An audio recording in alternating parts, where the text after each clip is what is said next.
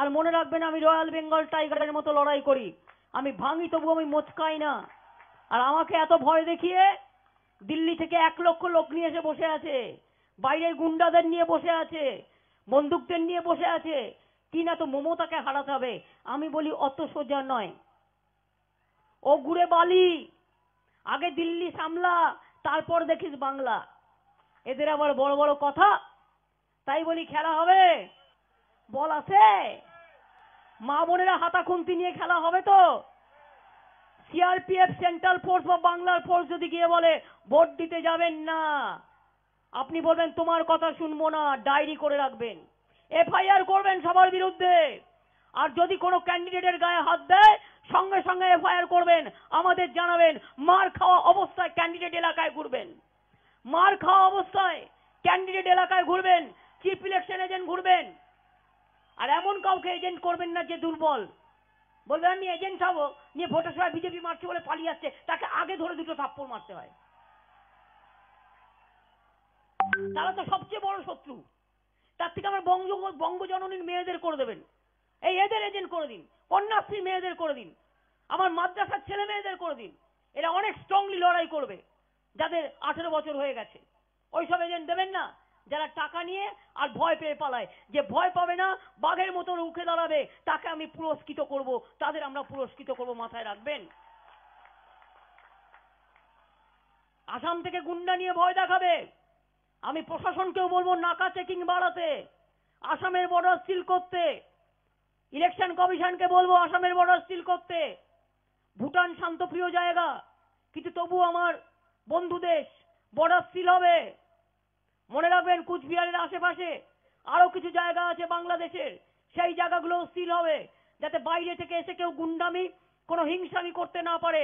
আর CRPF যদি গন্ডগোল করে, আমি আপনাদের মেয়েদের বলে দিচ্ছি, আপনারা ওদের ঘেরাও করে রাখবেন, একদল, আর একদল ভোট দিতে যাবেন, একদল ঘেরাও করবেন, একদল ভোট দিতে যাবেন, একদল ঘেরাও করবেন, একদল ভোট দিতে যাবেন, ভোট নষ্ট করবেন না।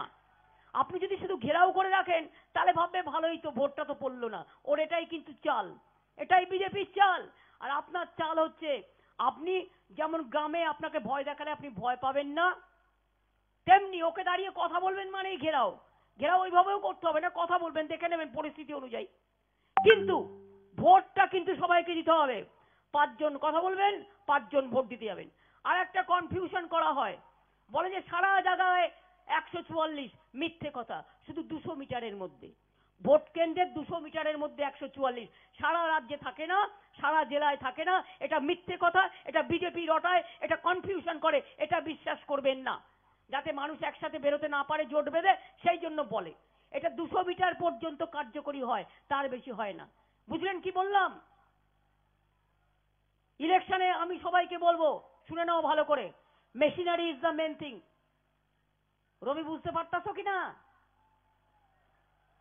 মেশিন ভালো করে গোনো, 30টা ভোট গুনবে, তারপরে আবার দুবার অন দুবার অফ হবে, তা নাহলে বিজেপি ভোট ঢুকিয়ে রাখতে পারে। এখন দেখছে হেরে যাচ্ছে, নানা রকম কারচুপি করবে, সেখান থেকে সাবধান হতে হবে।